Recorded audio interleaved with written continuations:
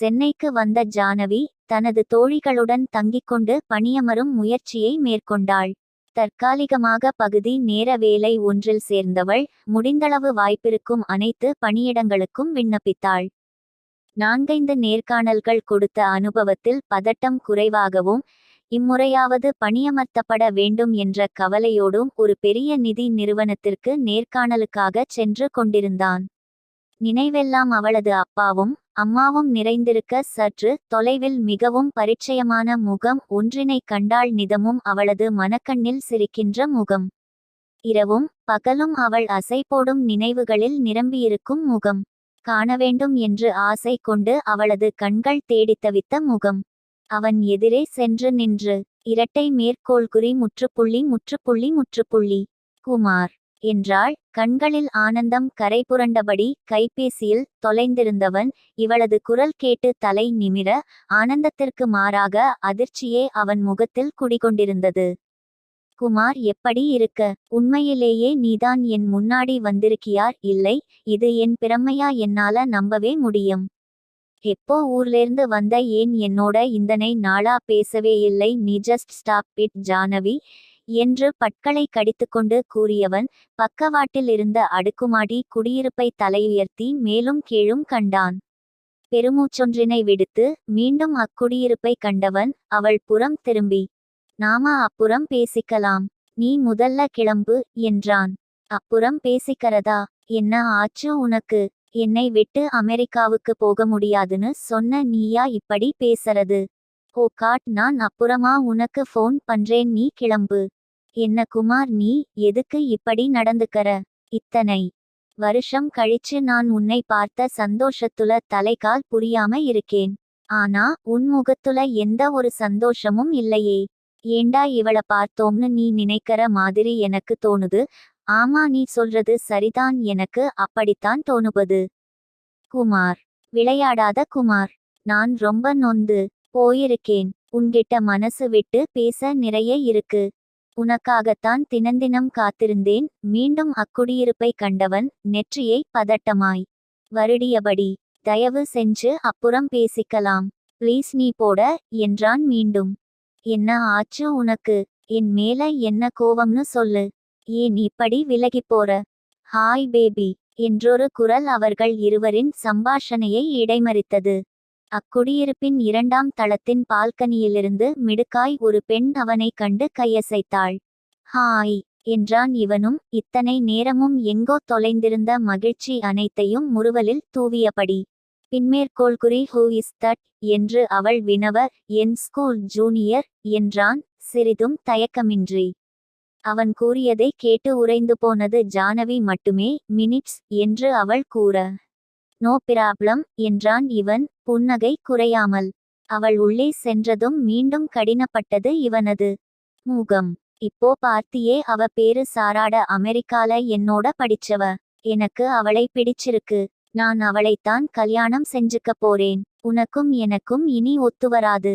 என்னோட மாடர்ன் வாழ்க்கைக்கு அவ தான் எனக்கு கரெக்டா மேட்ச் ஆவா. அவ ரொம்ப பார்வேர் டைப். அமெரிக்கா போனதும் என் லைஃப் ஸ்டைல் மாறிடுச்சு, என் மனசும் மாறிடுச்சு. என்னை மறந்துடு and please leave me alone. கண்கள் குளம் கட்டி நிற்க, தலை பாரமாகிச் சுழல, புரிந்தும் புரியாமலும் அவனையே வெறுத்து கொண்டு நின்றிருந்தாள் ஜானவி. தயவு செஞ்சு கிளம்பு. அவ ரொம்ப பணக்கார வீட்டு பொண்ணு. இந்த ஏரியால அவ வீடு இருக்கறத வச்சே அவ ரேஞ்ச் என்னன்னு உனக்கு புரிஞ்சிருக்கும்னு நினைக்கிறேன். உன்னோட நான் பேசறதையே அவ அவமானமா நினைப்பா.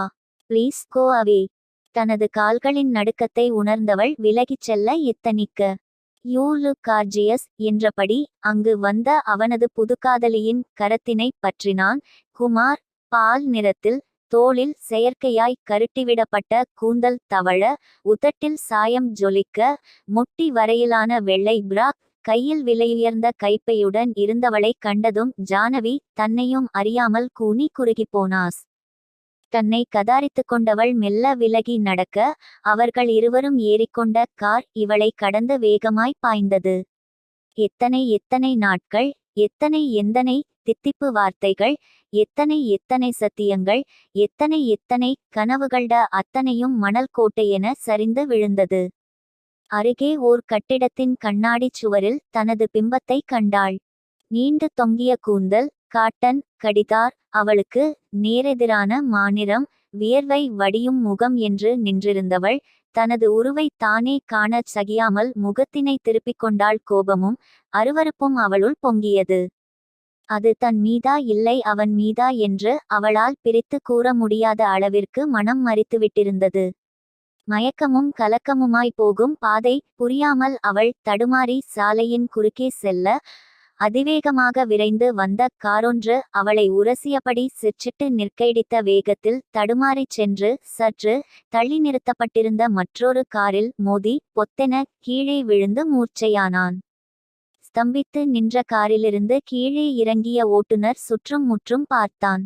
அடப்பாவி சித்து, என்னடா பண்ணித் தொலைச்சுட்ட என்று முணுமுணுத்தபடி அவன் அருகே சென்றான்.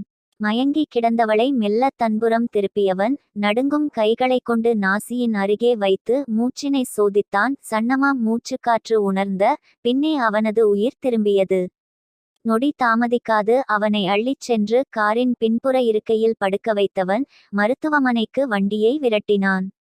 இரு கைகளில் அவளை தூக்கிக் கொண்டு மருத்துவமனைக்குள் அவன் நுழைய ஸ்ட்ரெச்சருடன் அட்டெண்டர் ஒருவன் விரைந்தான். அவசர சிகிச்சை பிரிவிற்கு அவனழைத்துச் செல்லப்பட உடன் விரைந்தான். அவனை சோதித்து முடித்த மருத்துவர், என்ன சித்து இதெல்லாம் என்றார் அவனிடம் கேள்வியாய். அங்கிள் வேகமா வந்ததுல தெரியாம அப்பா மேல இருக்கற கோவத்தை இப்படி கார் ஓட்டறதுல காண்பிக்காதன்னு எத்தனை முறை சொல்லியிருப்பேன். பயந்தது போலவே நடந்துடுச்சு. கோவமெல்லாம் இல்லை அங்கிள். 30 வருஷமா உங்க குடும்பத்துல அத்தனை பேரோட நாடியையும் பிடிச்சு பார்க்கற எனக்கு தெரியாதா அங்கிள்? பட் உன்னோட நல்ல நேரம் அந்த பொண்ணுக்கு உயிருக்கு ஒரு ஆபத்தும் இல்லை. கால்ல எலும்பு முறிவு ஏற்பட்டிருக்கு. கைல நல்ல அடி குணமாக நாளாகுமே தவிர வேற எந்த காம்ப்ளிகேஷனும் இல்லை. மயக்கம் தெளிஞ்சதும் ரூம்க்கு மாத்திடுவாங்க. காட். அந்த பொண்ணோட விவரம் ஏதாவது தெரியுமா? அவங்க கைல ஒரு பேக் இருந்தது. கார்ல வச்சிருக்கேன் அங்கிள். ஓகே, அப்படியே உன் அப்பா கிட்டையும் நடந்ததை சொல்லிடு. அவர்கிட்டயா என்று பதறியவன், வேற வினையே வேண்டாம், நானே பார்த்துக்கறேன் என்று மன்றாடினான். இல்ல சித்து, இது ஆக்சிடென்ட் கேஸ். தயவு செஞ்சு வீட்ல சொல்லிடு என்றுவிட்டு மருத்துவர் சென்றுவிட எதேச்சையாக அவனது தாயிடமிருந்து கைபேசி அழைப்பு வந்தது. டேய் சித்து, காலைல கோவிச்சுக்கிட்டு வேகமா கிளம்பிப் போனியே, நல்லபடியா ஆபீஸ் போட்டியான்னு கேச்சு கபோன் பண்ணா. ஏண்டா எடுக்கவே இல்லை? அம்மா, நான் ஆபீஸ்ல இல்லை, ஹாஸ்பிடல்ல இருக்கேன். ஐயோட என்னடா ஆச்சு? காரை வேகமா ஒட்டாதன்னு சொன்னா கேட்கறியா? எங்க அடிபட்டுச்ச? எந்த அம்மா டென்ஷன் ஆகாதீங்க, எனக்கு ஒன்னும் இல்லை. ஆன ஒட்டிட்டு வந்த வேகத்துல ஒரு பொண்ணிடிச்சுட்டேன். அவளை காப்பாத்தி ஹாஸ்பிடல்ல சேர்த்திருக்கேன். அடப்பாவிட, உள்ள பிரச்சனை போதாதுன்னு நீ வேற ஏண்டா இப்படி நடந்துக்கற? ஆமா, அந்த பொண்ணு இப்ப எப்படி இருக்க? நம்ம அங்கிள் ஹாஸ்பிடல்ல தான் சேர்த்திருக்கேன்.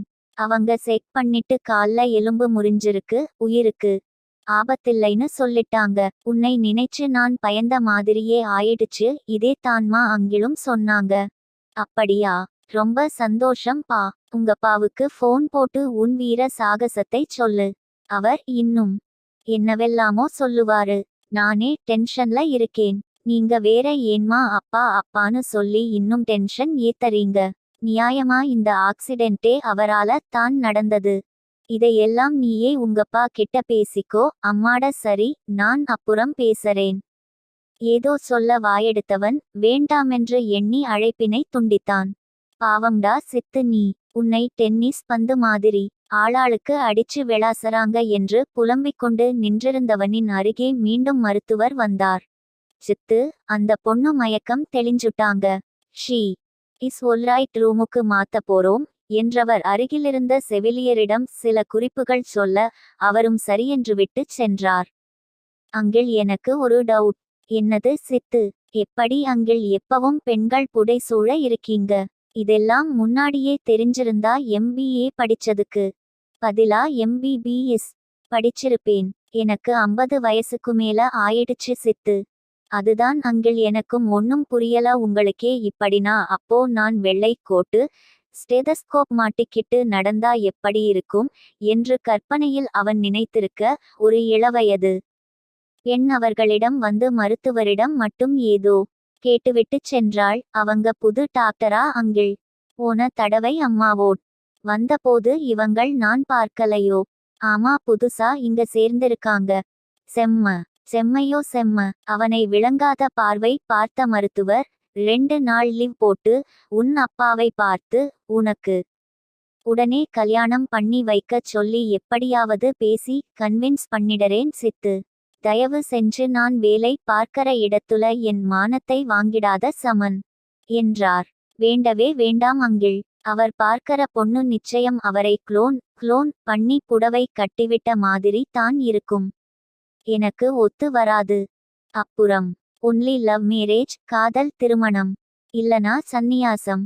என்னவோ போட, நீ ரூம்ல போய் அந்த பொண்ண பார்த்துக்கோட். அதுக்கு முன்னாடி அந்த டாக்டர் பொண்ணோட போன் நம்பர் வேணும். நம்பர் தான? உன்னை ஒருத்தர் பார்க்க வருவார். அவருக்கு எல்லாம் தெரியும். யார் அங்கிள்? தொப்பி போட்டிருப்பார். அவரை கேளு, எல்லா விவரமும் சொல்லுவார். அப்படி ஏதாவது தெரியலனாலும் உடனே விசாரிச்சு சொல்லிடுவார். தேங்க்ஸ் அங்கிள் என்றவன் அந்த வளாகத்தில் கண்களால் மகளிரை மீன் பிடித்தபடி ஜானவி அனுமதிக்கப்பட்டிருந்த அறைக்குச் சென்றாள். அப்பாடா, இப்பத்தான் கண்ணுக்கு குளிர்ச்சியா இருக்கு. ஆபீஸ்ல எண்ணி 5 பொண்ணுங்க, அதுல 3 ஆண்டி, ஒரு பெரியம்மா, மிச்சமிருந்த ரிசப்ஷனிஸ்டுக்கும் போன மாசம் கல்யாணம் ஆயிடுச்சு. பாலைவனமா இருக்கிற நம்ம வாழ்க்கை இன்னைக்கு ஒரு நாள் மட்டும் சோலைவனமா ஆகியிருக்குனா அதுக்கு அந்த பொண்ணுக்குத்தான் நன்றி சொல்லணும். அறையின் கதவை திறந்து கொண்டு அவன் உள்ளே நுழைய ஜானவி மயக்கம் தெளிந்திருந்தாள். ஹாய், எப்படி இருக்கீங்க என்றான். நீங்கா? அவன் யாரென்று புரியாமல் வினவினாள். நான் சித்து. சித்தார்த் முகம் மலர தன்னை அறிமுகம் செய்து கொண்டான்.